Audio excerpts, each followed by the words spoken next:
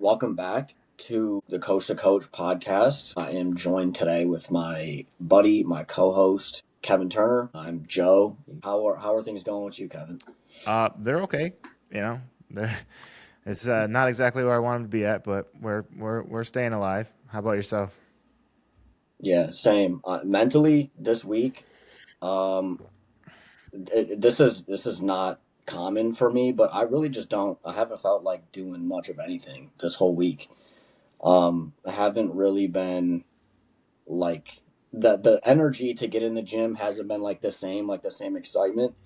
Um, and I know I can like narrow it down to a couple of things, and we'll get into this like in a little bit. But my sleep just hasn't been uh, on point this week, and so I can feel that just dripping into my energy throughout the day, and then my excitement and my mood and stuff is affected by it.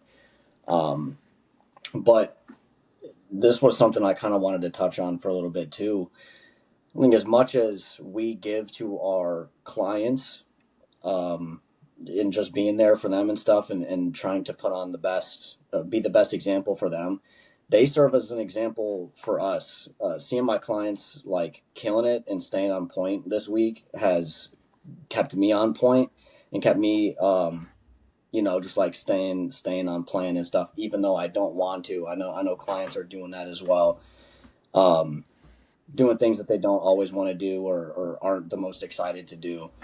Um, so seeing my clients and stuff stay on plan and get their stuff done has helped me, navigate this mood and stay on point. So yeah, it's a bit of a different week. Like I said, just the energy in the gym and wanting to get everything done. Like I just haven't been all mentally there, but still getting it done. Like still tracking the weight, still getting the meals in. Still trying to progress every session. So yeah, nothing super like outstanding or anything this week. We'll touch on some of those things because I think it's. I was actually just talking to a client about this. But like the coach client relationship, there's definitely like a bouncing back and forth of energy, so to speak, right? If you just sum it up into one thing, Yeah, it's like you can kind of feed off of each other's energy. And most of the time, it's kind of like um, I don't know, like as a coach, you really do need to lead by example or at least have walk the walk at some point in time, right? Because that inspires confidence into the people that you are guiding, right? Like I've done this, I do this shit. Like I know I'm not going to have you do anything that I have not done, right? right. But also there are many instances in which I have, you know, gotten motivation from seeing my clients like do work, right? Like Fong, who's starting to be a regular name that gets popped up in here. She like she sets plans in place. I should say she sets goals, right? And she consistently reaches out and meets these goals. And sometimes they're very, very lofty, maybe not lofty, but sometimes they're lofty goals, aggressive goals. Things are positioned against her, and she just finds a way to to get it together and like just make it happen. And seeing that kind of stuff play out, right? I think about her and my other clients that all have kind of various things going on that are kind of working against them, and that is something that definitely motivates me to say like, hey, like we all have shit going on. We all have stuff going on, and if it's important enough to you, you'll figure out how to get it done. So that is a real thing, and I try to put on my best face for whenever I do my check-ins, right? Because if I get on the Loom video and I'm all and I'll just like mellow, or maybe I'm tired or whatever, and I let that show through, it might show as like I'm disinterested or I'm not excited about like this thing, right? And that energy is a real thing. I had a client tell me that my client Angela, that one of the reasons that she really enjoys working with me is because of the way that I come across. Like when I speak, she can tell that I care. Like I that she's not just a number, that I'm speaking passionately about everything that we talk about. And sometimes that can come across like kind of I don't know if aggressive is the right word or bluntly, but Right. after working with me long enough, you know that if I say something to you in a blunt matter, it's just simply because I care. The easiest thing to do would be to not create friction or not, say it in a certain way. But Right. sometimes things need to be delivered in a certain way. And like the people that care about you the most, that want to see you do good, are oftentimes, the people that will say things to you in the most direct and blunt way. So something else that you touched on was just having no motivation to train, or just feeling a shift, right? We've all been in a position, strings of time where like, man, like you're just chomping at the bit to get into the gym. Like you're thinking about it all day, every day. Like Yeah. you're visualizing, you're like, man, I just can't wait to get done with whatever I'm doing so I can get to the fucking gym. And then maybe you get into a period of time where that kind of motivation and drive isn't there. And I would be willing to bet 9 out of 10 times when you find yourself in that position where that drive and that desire is not there, it's probably a sign that you need to deload in some way, shape, or form, because your body is just tired. And why it's tired could be from a number of different things. It could be from like sleep, like you were saying. And so maybe not a Yeah. traditional deload in the sense of like what you do with training, but it's like, hey, I need to like do something in order to get caught back up with my sleep so my body can be fresh to get in and get back into the gym and have that desire there. Sometimes it could be as a result of just training hard, right? And you're usually going to have some signs and symptoms with that where it's like, yeah, my body is achy, the weights are stagnant, I'm not progressing the same way. You can feel it. You could feel it in your body when it's time to pull it back, right?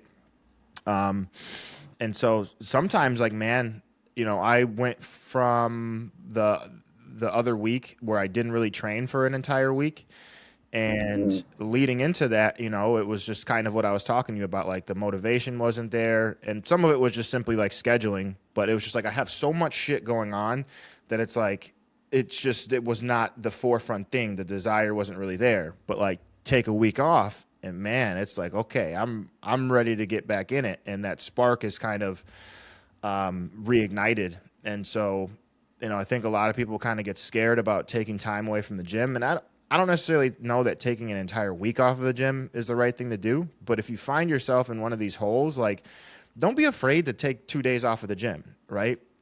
Intentionally, not like Yeah. you're making some sort of excuse or you're being like a lazy ass.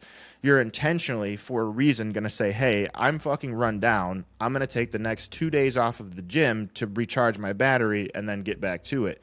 Don't be afraid to do that. Like if you have to listen to your body, and as long as you keep your food in check, right? Maybe stay on top of your steps, then you're going to be just fine, and it's going to be something that can be a valuable tool that allows you to keep going rather than crash and burn in this whole rebuild process. So, you got anything else you want to add on any of those topics?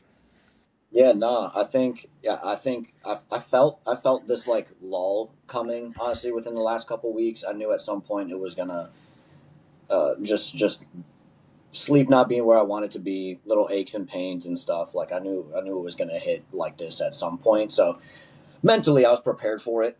But yeah, everything that you just said is like super spot on. Might just take a couple days to recoup, and yeah, you the intention behind the rest days, like you can still stay productive, right? Like don't just become a couch potato and completely bomb your diet and do nothing. Like use that time to get your other ducks in a row so that things are in place when you do get back into the Yeah. grind. So The diet and the training are things that work synergistically together, but they're not the same thing. Like just because you are taking a rest day or more rest day, an extra rest day or whatever, doesn't mean you let go of the nutrition, right? Like, right. and I think some people kind of have this mindset that's all or nothing, and it's something I tell my clients, stay the fuck away from all or nothing, because there's a lot of ground that can be covered in the middle. You know what I mean? Right. And if you say, hey, I'm not training right now, I'm hurt, I'm run down, I need to take time off, whatever the reason is, and you let go of the food too, you're just going to fuck yourself up. You're just going to be in a worse spot than you were to begin with. Yeah. Okay, so I got another topic here about how nutrition labels lie. And I think that it's, these food companies, they're not usually outright lying. It is more so that they exploit loopholes like serving sizes, some of the ingredient language, and a lot of times it is because, or they get away with it because consumers like assume things. Like people that don't understand this stuff just make assumptions, right? So they look at a product, and I really kind of want to dial in on one type of product in particular, which is like these protein snacks, right? Because you go to the Sure. grocery store, you look at the shelves, and there's going to be all sorts of different variants of these foods now. Like you've got protein rice cakes, you've got, all these different protein energy bars and fucking protein ketchup and like all sorts. I don't know if protein ketchup is a real thing, but Protein Doritos I've seen. protein Doritos, like protein Snickers bars, like Insane. protein, right? And so, one thing that you need to understand is that just because something has protein on the label doesn't actually mean that it's a legitimate protein source. And there's a couple different routes that we can go with this. We can go with this from an energy standpoint, right? In terms of calories coming from protein compared to calories coming from the other macronutrients. And we can look at this also from like a quality or bioavailable lens, right? So if we're looking at the calories portion, I'll give you an example, okay? So if you have something that is the macros are 10 protein, 25 carbs, and 10 fat, right? And maybe this is like, I don't know. They've got this product over here that is 0 protein, right? 25 carbs, 10 fat. And now they've made this protein variant, slap protein on the label and called it a protein product, and it has 10 protein now, 25 carbs, 10 fat. Like just run the math on this, right? And I've made these numbers up, but this is kind of where a lot Mm. of these products fall, is where they introduce like this 10 to 15 gram amount of protein, and then there's, carbs and fats in it, right? So in this Yeah. example with 10 protein, there are 40 calories coming from the protein, right? 4 grams, Right. 4 calories per gram of protein, that means 40 calories. Simple math, right? 25 carbs, there's 100 calories coming from carbohydrates. Same thing, 4 calories per. And then fat, there is 90, right? So if you're looking at this, you got 100 calories from carbs, 90 calories from fat, 40 calories from protein. Like protein is the lowest calorie quantity of in that entire food. So this is not really, it has protein in it, but it's not Right. really a protein. It's not just like this is protein. There's more calories coming in it from these other macronutrients. So that's something that you gotta understand, right? Look at how many calories are actually coming from the protein compared to the other macronutrients.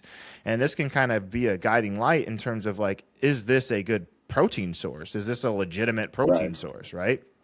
So I'll give you another example here from like a whole food perspective. So like eggs, whole eggs, right? A lot of people you ask like which macronutrient is an egg? Is it protein? Is it carbs? Is it fat? A lot of people are going to say, "Oh, eggs are protein." Eggs are not fucking protein. Eggs can eggs are not a great protein source. Let me say it like that. Eggs contain protein, but if you look at the calories coming from protein and the calories coming from fat, it's about a 50-50 split. I want to say there's about the same. I usually just kind of clock it as 5 grams of fat, 5 grams of protein. It might be plus or Yeah. minus a couple, but that's usually where I clock it at Yeah. when I'm kind of building out plans. And so this is a 50-50 carb, 50-50 protein and fat food. This is not just a protein source, right? So that's something that you have to understand. Like people will say, "Oh, I'm eating nuts. They have protein." And they have some trace incomplete proteins in them, but Right. by calorie perspective, it's mostly fat, right? And so that is Right. not a cheese. The same thing, right? You could even go as far as to say like fatty meat, something like a ribeye, right? That's like there's more fat, more calories from fat in a ribeye than there is from protein. So these are not protein sources, no matter like what they slap on the label and say protein, right? So you can't just see, oh, protein, I'm getting protein. No, you're getting more carbs and fat than protein. So that's something that you have to understand, right? You ever have any clients that come at you with this sort of stuff? Well, yeah. So I've had to touch on pretty much the egg thing, pretty much with every client that I've like worked with, basically. But I find that these like, because I'll have them send me photos of just like the things that they buy, or they'll ask me, "Yo, what do you think about this?" And like these protein, carb, fat, like the things that are branded protein and stuff. Like, I just find that it muddies the waters, and you would just be better instead of going by macro at that point. You would be better off just looking at the calories, because it's like, how much of this protein is your body actually going to utilize? Is it actually a quality protein? Like, you don't really know. It just depends on what the product itself is. So it would just be easier to go on, okay, this meal calls for 500 calories, 400 calories, whatever. This product here is 200, so just fill the rest, try to fill the rest with protein, or make the other 300, line it up as best you can. um and yeah, so like I've run into that a couple of times, and I've been asked, specifically with like the egg thing, which is like, well, if it's basically like 1 to 1, like protein and fat, like why would you just not consider it a protein source if it's the same? And when it comes to tracking these things, like the calories from the fat are going to make up more calories total, and have a bigger impact on whether you're tracking, or just on your diet, than the protein is, because of course protein is less than fat in calories. So it's like you kind of have to, like, pick and choose, just pick and choose, I guess. Like, I don't even know if like pick and choose is the way to do it, but you get what I'm saying. Take, like, be more conscious of the calories coming from fat than protein, even though they are equal Yeah. in amount. I can give you an example like that can maybe be a visual for certain people. So you might had somebody that asked you like why don't you look at eggs as a protein, right? Okay, so there's two macronutrients in an egg. It's a protein and fats, right? So now Yeah. imagine we have a circle, call it a pie chart if you want, but there are two components, protein and fat, right? Protein is red, fat is blue, right? So one half of it is red, one half of it is blue. What color is this circle? Right. Right. Right. It's not red and it's not blue. It's both of those things. It's not just one Yeah. or the other. It's both of those things. Now, if we get even more specific, right, and we use something like a ribeye, right? Most people are going to say, "Oh, ribeye it's protein, right? I'm getting my protein in." Yeah. Okay, that same circle, and protein is red, right? And so let's say 40% of that circle is now red, and 60% fat is blue, because that's kind of the split. There's going to be a lot of fat in this ribeye and not as much protein. So the majority of it is now blue. Would you still call this, if you had to call it one thing, which it's not, would you still call this protein? The majority is not protein. So Right. that can kind of give you some like visualization, like, oh, okay, I understand. And that matters like for people that are tracking macros, because it's like if you bang these foods that are like mixed macronutrients and potentially like lower on the protein, the calories coming from protein, and higher on the carbs and fats, you're going to find yourself by the end of the day in a situation where you're under your protein target and over on your fats and carbs target. because you've kind of relied too much on these mixed macronutrient foods. And that's why a Right. lot of time when I program and when I make meal plans for clients, I am using foods that are predominantly one macronutrient, right? A chicken breast, no bone, no skin. That is 90 something percent of it is just protein, right? It's no Right. protein. Not many proteins are going to be just 100% protein, but that's why I like to use foods that are just predominantly, like in the far majority, a single macronutrient, because it makes it really easy to kind of meet my numbers that I'm trying to set up. Yeah, 100%. I think if you're running a meal plan like that and adding in those multi, macronutrient food, you'd be better off just picking, like, do you want, protein sources, carb sources, fat sources, or do you want to keep eating these other things? You'd be better off just going by total calorie count at the end of the day. Like, Yeah, and I guess we would be specific to who we're talking to as well, because like right, yeah, true. right, because the more ambitious your goals are, the more specific you need to be. So I have clients where I tell them like, hey, my main concern with you is I want you to make sure that your calories are nailed. I got these macros laid out for you, but the most important thing is just total energy balance, right? And then I've got other clients where it's like, no, no, no, no, no. Your goals are like way the fuck up here. We're trying to get each little 1%, and we need to make sure that the macros are lined up where they're supposed to be at. So, but yeah, that's a good way to approach it. Now, on this topic, we kind of broke this into two segments. One of which was like, okay, this protein food has more calories coming from it, carbs and fats than protein. From So other it's sources, it's right? not really so that's a calorie side of the equation. And now let's look at, okay, the actual protein that is contained within it, right? And there's a couple ways that companies will be able to inflate the protein amount that is on the label without you actually getting the benefit of protein. And so they'll add in cheap, incomplete protein sources that don't really do the protein things that we want or expect it to do, right? And so some of these things include gelatin, collagen, and then you've got your vegetable kind of proteins, right? Like your wheat proteins. These are inferior protein sources. They have a poor bioavailability yield, and so it might say that there's 25 grams of protein, but you need to look at the label. Where is this protein coming from? And if it's not coming from an animal source, if it's not coming from basically like a whey or a whey isolate, and they've got like a wheat germ or gelatin or collagen, right? You already know this product is bullshit. It's bullshit.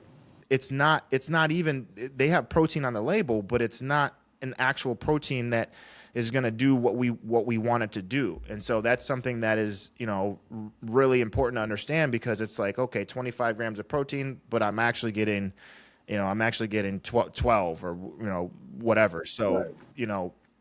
and then another way that they kind of do this stuff is through amino spiking, which was something that, and this really kind of plays more on, I don't know, I'll have to do a little bit of research, but this really plays more into the protein powder side of things. Although I'm sure this is something that companies do with, actual, like, foods and snacks and stuff. But basically, the way that protein is measured in a product is through its nitrogen content. Okay, and so what these companies can do to manipulate that nitrogen content is they can add basically particular amino acids, like, I got this jotted down. So they can add glycine, taurine, and alanine, and this will inflate the nitrogen content and with it the protein content on the label. So it's just bullshit. And I want to say Muscle Farm, I can't remember the company's name, but there was a bunch of companies back in the day, maybe a decade or so ago, that got caught doing this in the protein powder industry. And so the label says 25 grams of protein, but actual protein, when they go deeper than just nitrogen balance, is like you're getting like 10 grams. And so, and just arbitrary numbers, like you guys can all look this up and, Yeah. but that is something that you also need to understand is a thing that happens. So, I think that the best way to like kind of get around this or to just not even have this be an issue is really to stick with, and I got this from Justin Harris, but to stick with foods that are pick it, kill it, grow it. In essence, it's foods that come from the earth, right? Like you can't pick a fucking protein Pop Tart. You can't pick it. You can't Right. grow it. You can't kill it, right? Like so stick with foods that have basically just been harvested from the earth as they are, right? The more that man influences and adulterates food, the further away from real, right? It Yeah. gets, and the muddier the waters get. So if you really just stick with real food, all of this shit is a non-issue. Essentially, all of it is a complete non-issue because you know that you're getting quality nutrition in place that isn't really privy or isn't really subject to these nutrition label loopholes and this and that because it is what it is. It's just that. It's not there's nobody behind it trying to make it be something that it isn't, right? Like the lean beef is Right. just the lean beef. There's no marketing tactics behind it. It's just Right. what it is. Um, and I think that there is potentially for some people a place for these protein snacks, right? Like your fucking your Quest chips and your protein this, protein that. There is potentially a place for it for some people, but I would have you look at these foods not even as a protein thing, right? Because it's more likely than not that it's bullshit protein, right? And it's not getting you what you want. Yeah. You would probably be better off saying, "Hey, I'm going to make sure that the majority of the food that I am eating is coming from pick it, kill it, grow it sources, and that I'm going to use these kind of protein snacks as just that, a fucking snack, a macro friendly snack, right? So, because maybe this protein option, it doesn't have as many fats or doesn't have, I don't know, maybe the macros are a little bit better. So you get this kind of cheat food type feel, but it's more calorie conscious overall than the original variant, right? But don't look at it like it's really doing anything meaningful to prop up your total daily protein consumption. Just Right. leave it at that, right? And I think that that's the best way to kind of look at it if you are gonna use some of these foods on a regular basis. Like I eat a Bear Bell bar every night. You know what I mean? And Yeah. I really just look at that. I don't look at it like, oh, it's protein building muscle. I'm literally looking at it like I want a sweet treat. I want a sweet Yeah. treat. 90% and the other 99% of my food is real deal food, right? So this one thing, it just allows me to kind of scratch and itch my sweet tooth, right? But I'm not relying on this for a base or the foundation of my actual nutrition. Yeah. And there, there's even been times where I'll be between meals and craving something sweet, whatever it is.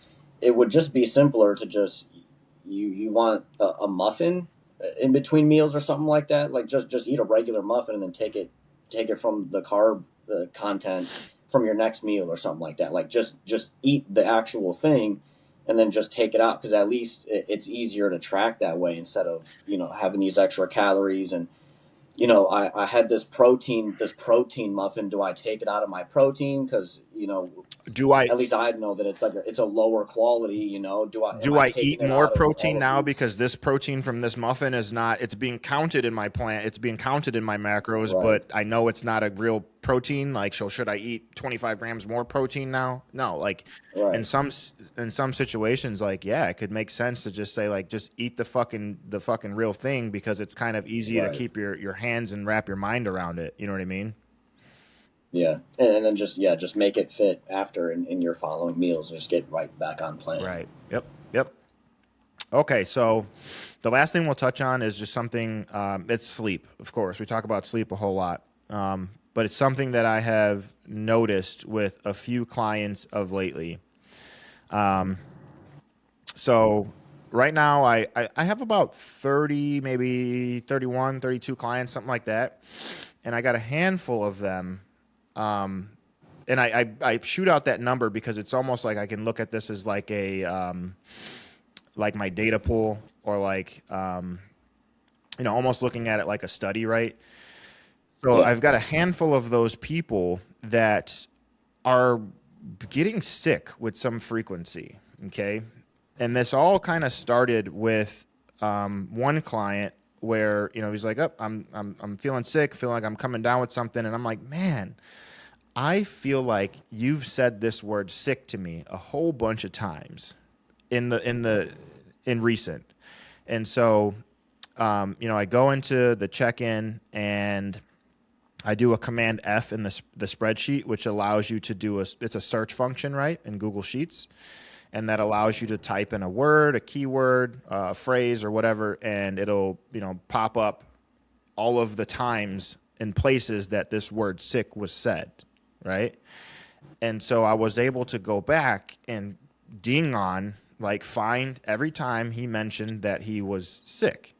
And I was able to kind of write those dates out. And I'm like, oh my God, man, like you're getting sick like every other month. This is fucking crazy, right? And so then I yeah, started thinking, I'm like, well, who else is getting sick like this? Who else tells me that they get sick? They're coming down with a cold, and it's never anything major, right? But it's just like I'm sick, I got a cold or whatever, right? And so then I kind of figure out those clients, go in and look at their stuff, right? And sure enough, I'm like, huh, it's like every other month. Some of them, like one of them's like every month, a little bit more than every month, right? And so I'm looking like, well, what do all these people have in common? And they have two things in common. All of them share these two things. One of them is high stress, right? And some of it is coming from like mostly like life stuff, right? Like work, relationships. But every single check-in, it's like there's some stressful mental battle that's taking place, right? And then the other thing that they all have in common is that they're consistently getting less than 7 hours of sleep. So that is very interesting, and it's basically for all of them something like 30 to 50 days sick. And I think about myself and I'm like, man, I don't fucking get sick. I think about all my other clients, right? And I kind of look at their stuff. They don't get sick.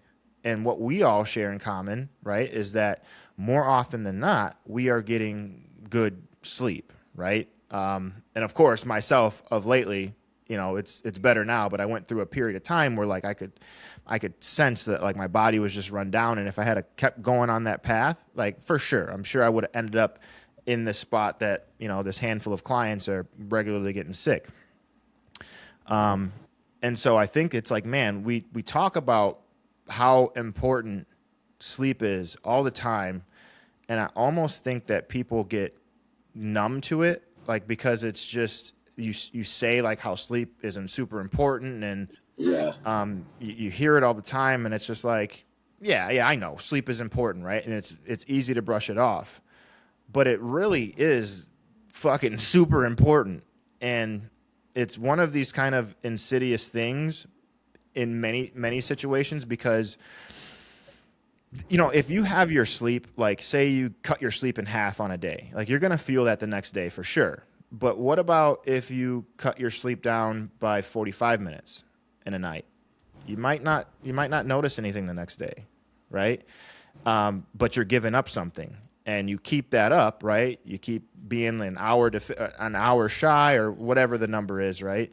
And it just adds up over time, and so slowly your body is in a place where it's just no longer a well-oiled machine, and you don't actually really know it because it's happened so slowly that and maybe you're not paying attention to like you're not logging your weights, you're not really logging any of this information, and so you just think like, hey, shit's just normal, right? So and if you find yourself in that situation where your body is not a well-oiled machine, right? And a part of what this is too is that sleep or lack of sleep dramatically increases your oxidative stress on your body. So we've got a couple different places that oxidative stress come from. It could be environmental, it could be mental too, which is a strange thing to think about, but it's there.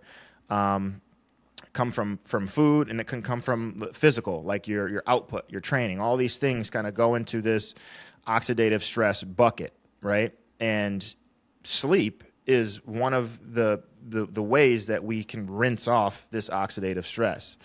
So if you find yourself in a position where the amount of oxidative stress being produced isn't matched by or exceeded by your antioxidant, you know, status, essentially, your body's just not going to run right. It's not, and I'm not talking like catastrophic in most cases, but your body's just not going to run right. It's almost certainly not going to be prioritizing fat loss or muscle building, right? Not to say that it blunts those things entirely, but it's certainly not going to run as smoothly as it should. And on that note of smooth, right? Oxidative stress, right? So what the fuck, like, I give this visual to clients. You think oxidation, when I hear oxidation, I think about rust, right?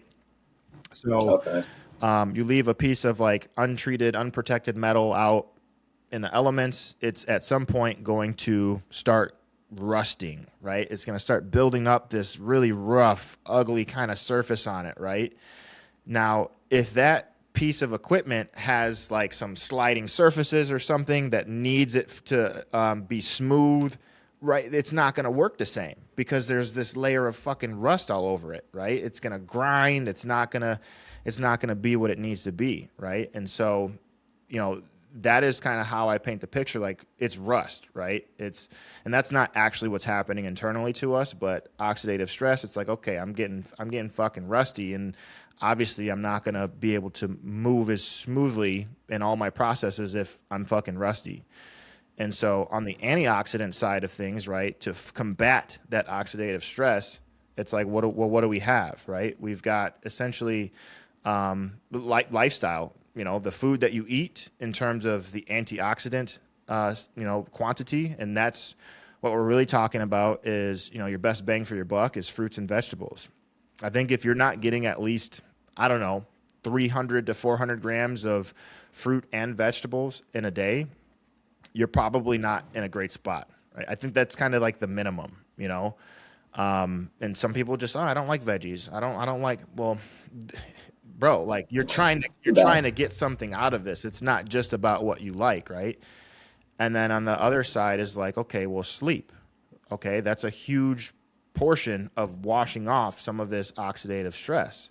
And if you're just missing the mark on both of these things, it's like, man, you find yourself in a situation where, oh, now I'm getting sick, right?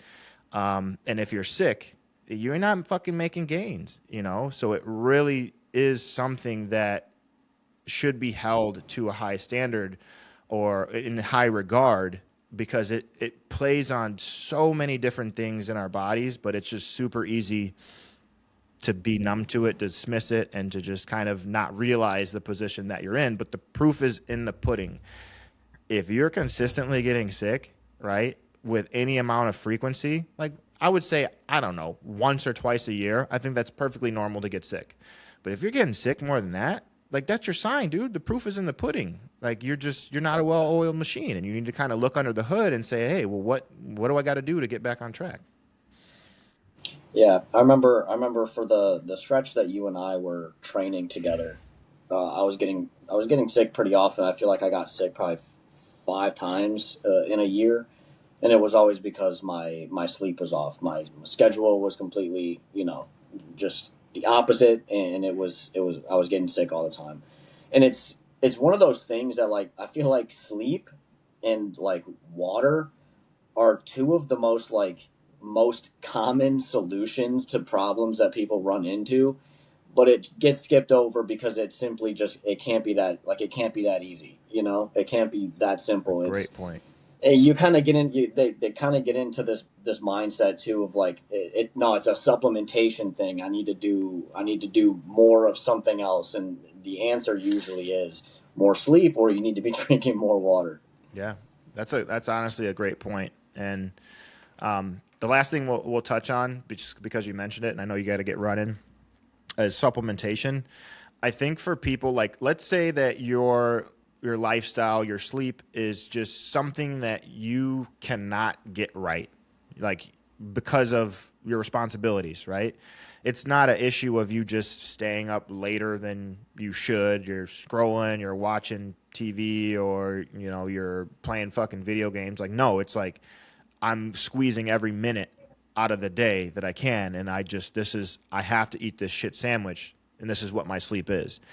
I think in that instance, it would make a lot of sense to make sure that number one, your nutrition is on point, so that you are getting, enough antioxidants in. But also, it could make sense at that point to supplement with some powerful antioxidants, right?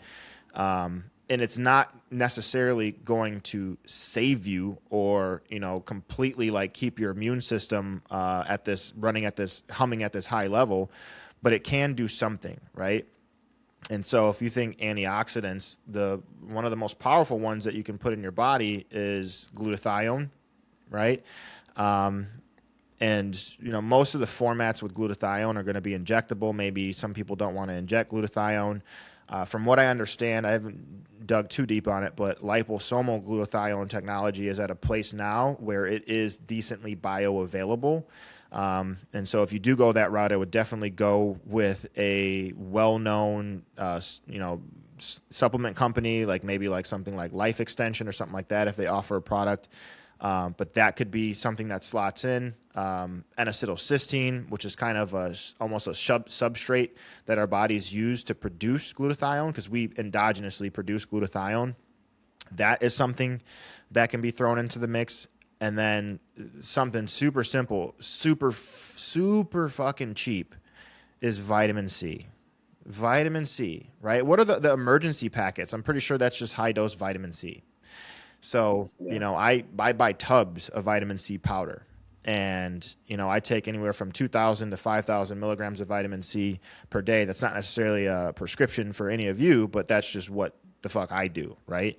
And I just mix it in with my morning hydration. I mix it in with my evening poop shake, is what I call, with my fiber, my magnesium.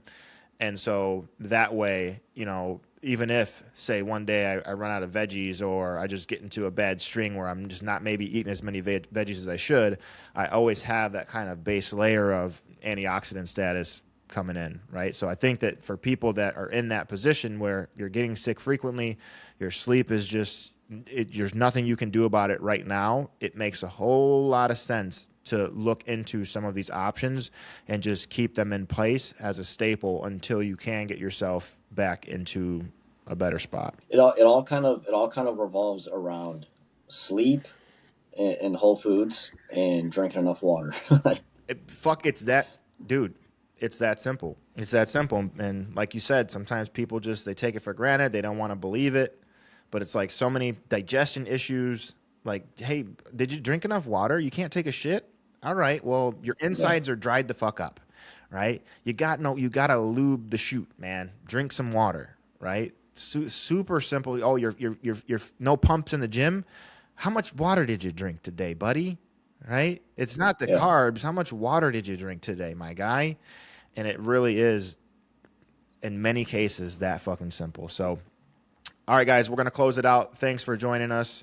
Got any questions? Leave us a comment. If you haven't subscribed already, give us a sub, and we will talk to you on the next one. We'll see you guys next time. See ya.